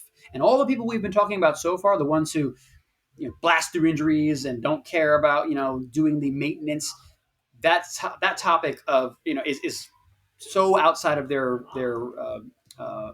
field of vision, it's not even worth talking about. Like I said, these people have to have a high priority on their jiu-jitsu, and that's great. More power to them, but they will soon realize that 2 and 3 days is not something you can sustain very long. Because that's usually a student who says that. You're like, what would you do? Oh, you're a student at university. Right. Oh, you're 19. Ah, okay. Yeah, you live with mom. Yeah. It's like, oh, they cook for you and they clean for you? Nah, I hate you. I said, you want to trade? I would trade. Because that's what I used to bug me. They would go, oh, yeah, I don't, my mom does all my cooking. She's all my stuff. And I'm like, I really hate you right now. Yeah. Now, you have this amazing platform. You have this amazing website. You're developing it. What do you want the evolution of your brand to be? How do you want to take it? And what have you learned about incorporating your brand, social media, leadership? Because you're building this juggernaut of a following. What do you want to do with it?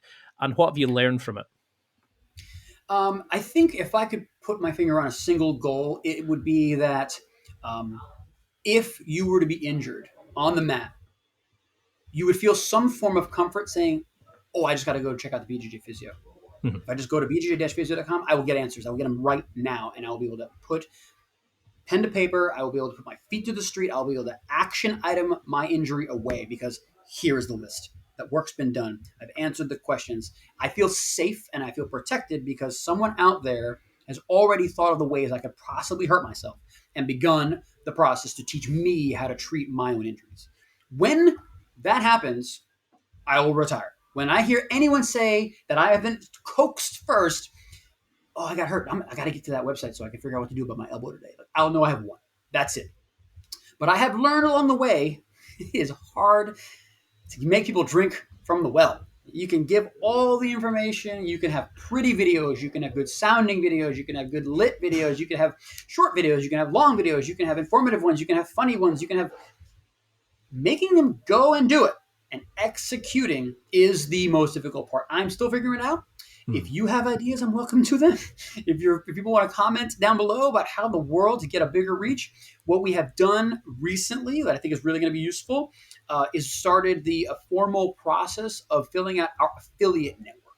So just as I had mentioned, those jiu-jitsu players that compete all the time and have a big following and really showing off what they do, well, those are the ones who are followed by people like me, these enthusiasts who are like, let me see this crazy thing this guy's going to do.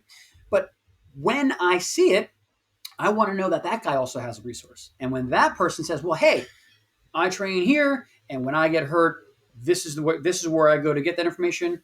We build a network out like that where people who are excited about training and staying training and keeping their training partners training, that will expand our reach as well. So I think that's where we're at now. We're building that affiliate network, not only with YouTube stars like Eli Knight and Carlos Rosado and Hoist, but with people like you and me who just compete and like it a lot and want to see our training partners continue to train. So we're hitting it from a couple different angles.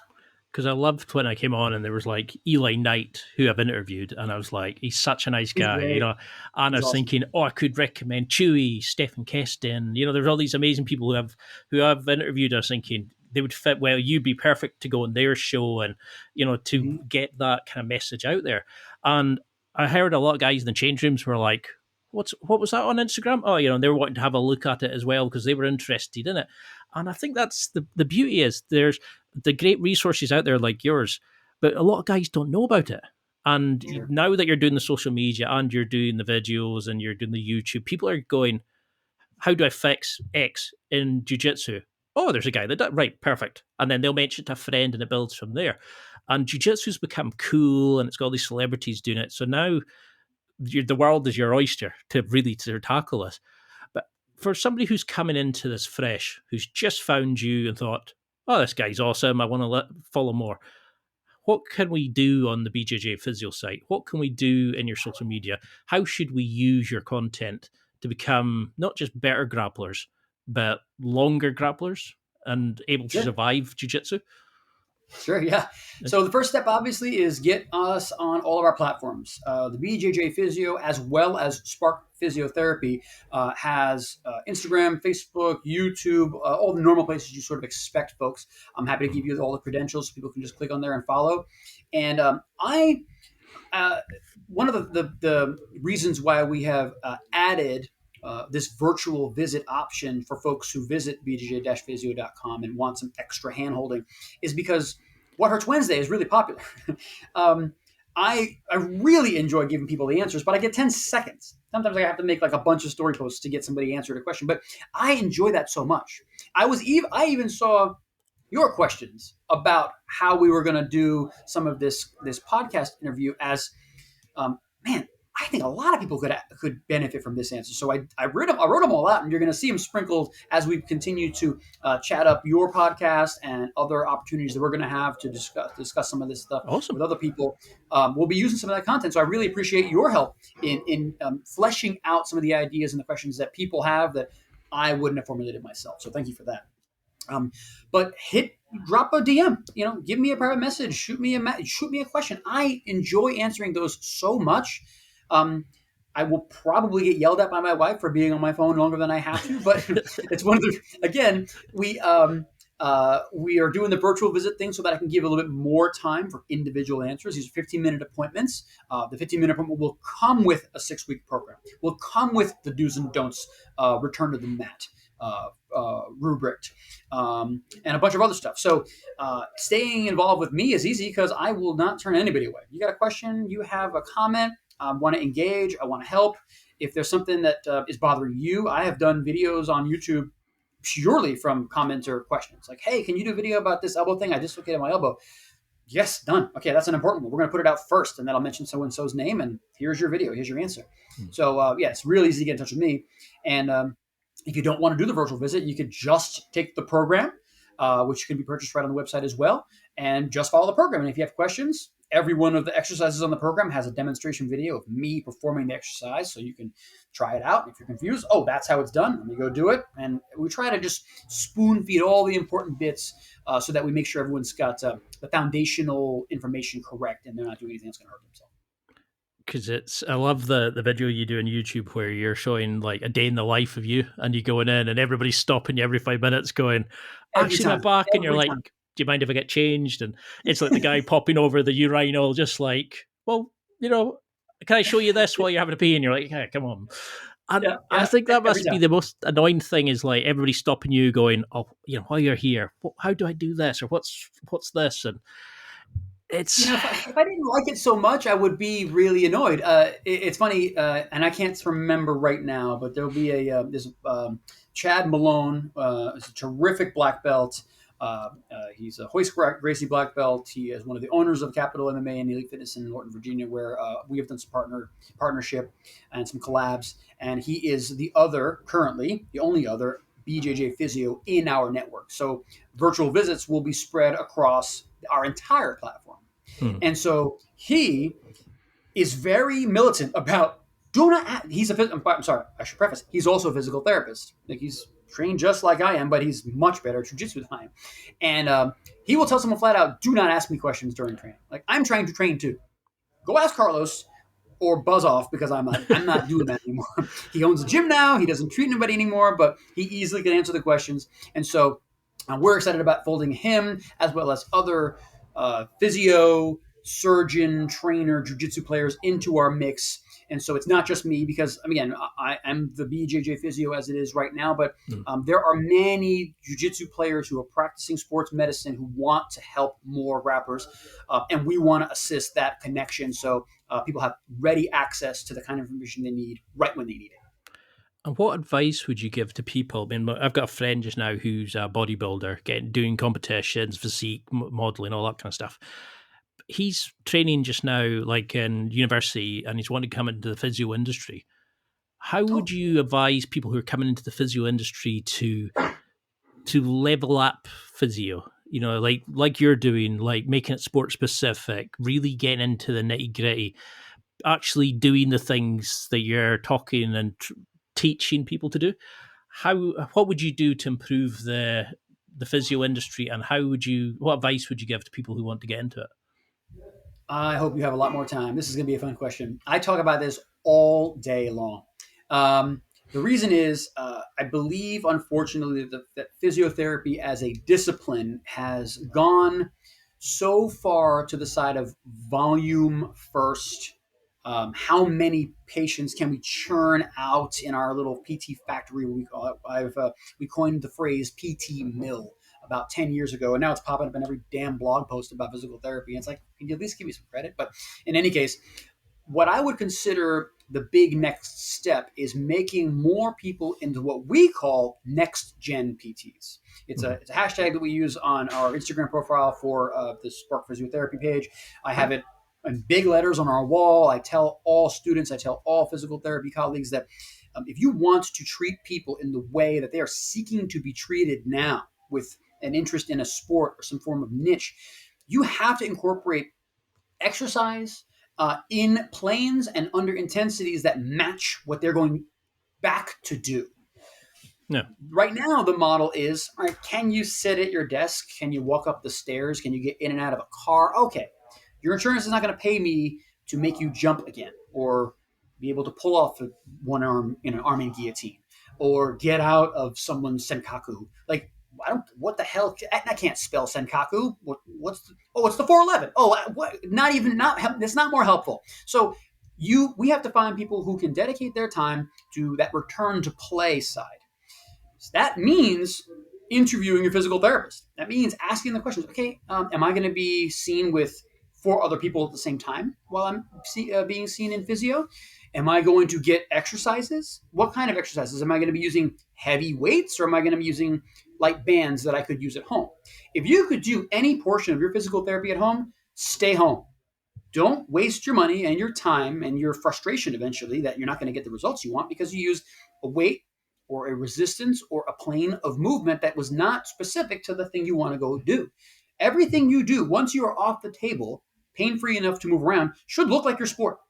So if you're a footballer, we're going to do work in the agility ladder using a soccer ball. Like, we're going to throw a ball at you and make you kick it back while you do this fancy agility thing for your ankle pain. If you're a baseball player, I'm going to make your hips rotate hard. We're going to be against our medicine ball wall. We're going to throw big, heavy balls against that. It's going to look just like swinging and throwing. If you're a jiu-jitsu player and you get stuck in this one position all the time because your shoulder doesn't move in a certain way, I'm going to wheel mats out and we're going to get down on the ground and we're going to do that because that's what you want to do. That's what fills your soul. So it has to be part of how we plan your thing. And that's the question that should be asked when you call a physio. Not, do you take my insurance? How much is it going to cost? Like, if those are the questions you're asking, you've already told us your priority about being a good mover. Because you said you want it to be free more than you care about it being effective. I don't see anybody who thinks that way. People who come here are motivated. We keep them motivated, and then we kind of get them out of here fast, which is sort of bad for business, but it's good for everyone else. So I'll take that. Because it is something you see is like, a lot of physios kind of go, no, I don't, I don't know enough about the sport.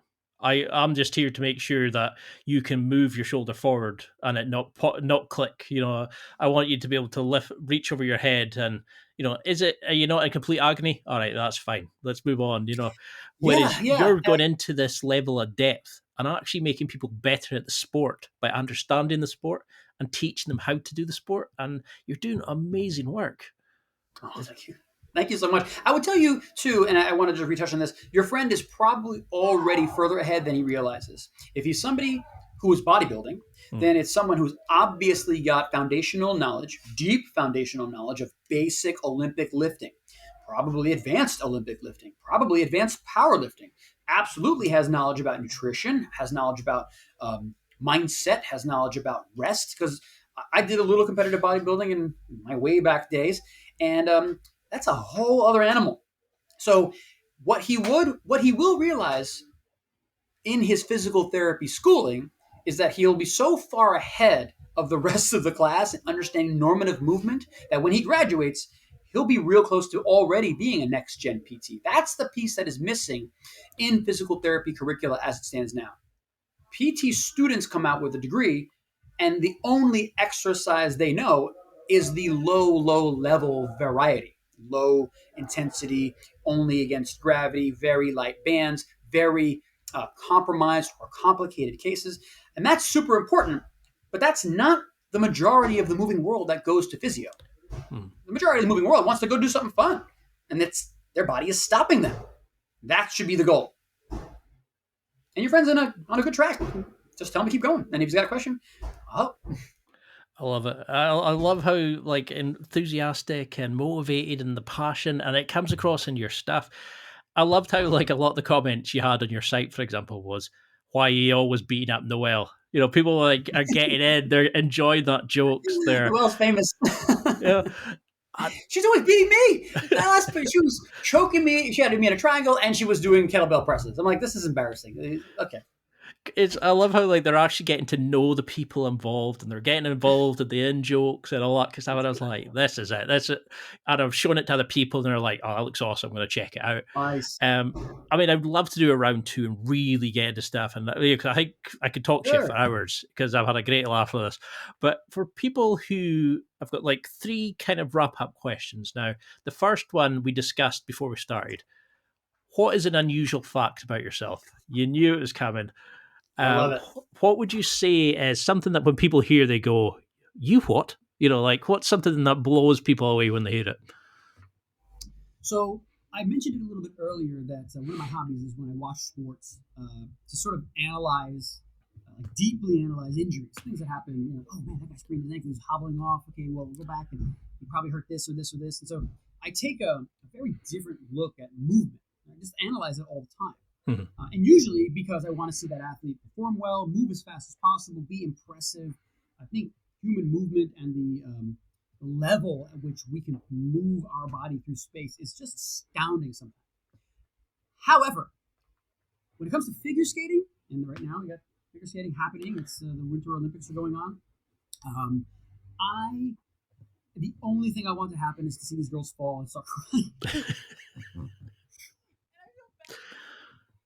It is so different than the way I watch any other sport. I mean, and the guys too. I mean, the guys are also amazing, but I just want to see like an embarrassing spill because I'm a terrible skater. It's one of the things athletically that I am just really, really bad at, and I almost have like a phobia of hitting hard ice. Good, that hurts a lot. And so I don't attempt it, and I don't claim to be better than any of these people, but it gives me a special, disgusting kind of joy to watch people hit the ground when they're skating around. And that's just my brain, and I'm sorry, I apologize, but that's just where I go. I love watching those kind of like, here's all the bloopers, and you're like, you can keep all the good stuff. Let's just go to that. It's always like that.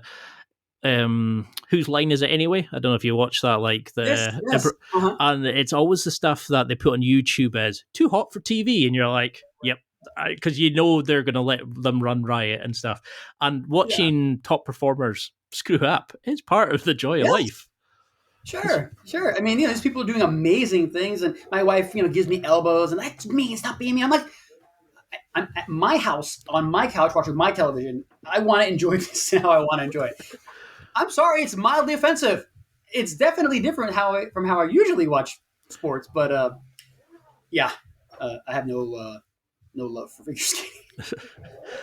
And what would you want people, like, say, before we go into like the social media handles and stuff like that, but what would you want people to take from this as a kind of a message, apart from coming onto your site and like signing up and using your services and emailing and stuff like that? What would you want people to remember from this interview as a kind of like, it can be bullet points, it could be a kind of a generalization. What would you want people to remember from this? It's something that I tell my kids, and it's taken some personal hardship and some recent things that have been going on to understand kind of the meaning. Why do we do any of this stuff? And I want to leave a big wake, not the dead body in a box thing, the boat thing. I want, when I'm gone and done, retired or dead or otherwise, for something to be different because of the work we have done. At least for anyone, outside of my family, right? I mean, my family's going to miss me if I go away. But if this thing does what it should do, it should leave an impact. It should leave a wake that people can still see and say, you know what? Somebody was here who left something that I could pick up and run with, or that I could utilize well after that person's gone. So I don't care if you're an engineer. I don't care if you're an artist or a musician or a mathematician. Like, do stuff in a way that leaves a big splash, that your ripples just go forever. It takes finding something you're real passionate about, but that's in everyone. From the laziest person to the most hyper-focused person, that desire to do something meaningful is there. It's knocking the barriers down as you go, and realizing that the bigger wake you leave, the higher impact you have. Your legacy lives as long as as you want. I love that. It's a beautiful way of putting it. And the final question is always going to be, what would you want people to do to connect with you? How can we get in touch with you? How can we find you on social media? How can we find your website? That sort of thing. Oh, yeah, super easy. So again, we're at bjj-physio.com to get to the actual website where you can answer the questions. You can book virtual visits. You can buy swag. You can join our affiliate group.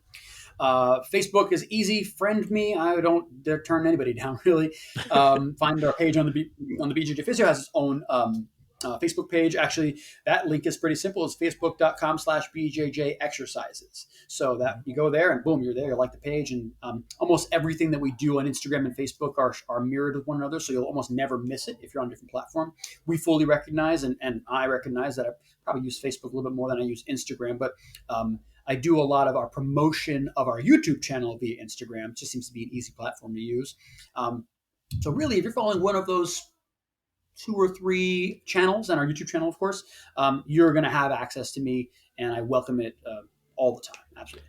And how can we get involved with the new projects you've got coming out, the development of, like, are you planning apps? Are you getting newsletters, that sort of thing?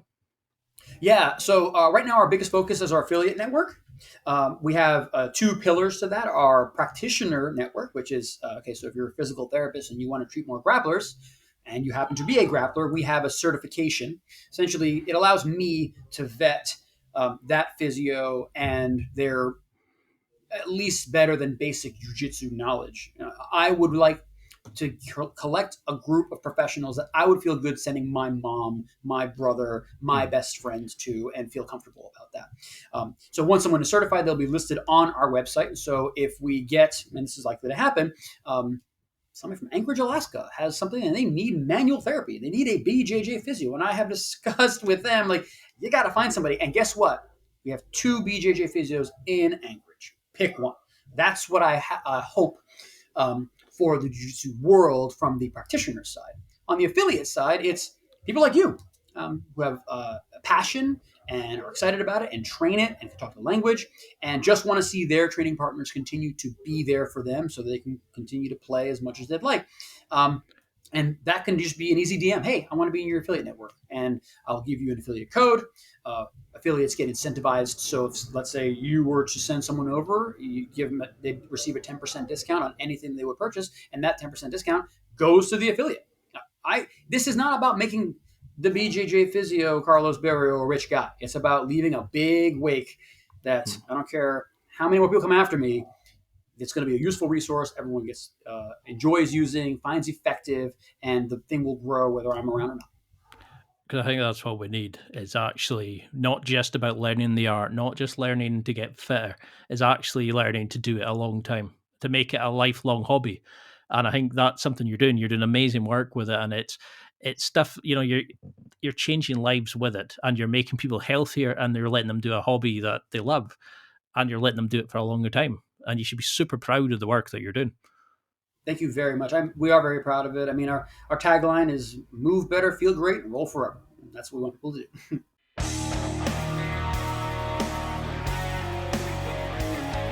Well, that's it for another week.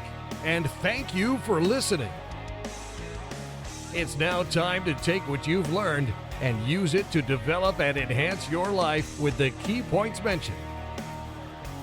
Listen, try it, embrace it, use it, and crush it. Now's your time to hit that next level in your life. If you liked this episode, then please leave a comment on the show notes or a review of the show on your podcast platform. Everything helps evolve the show.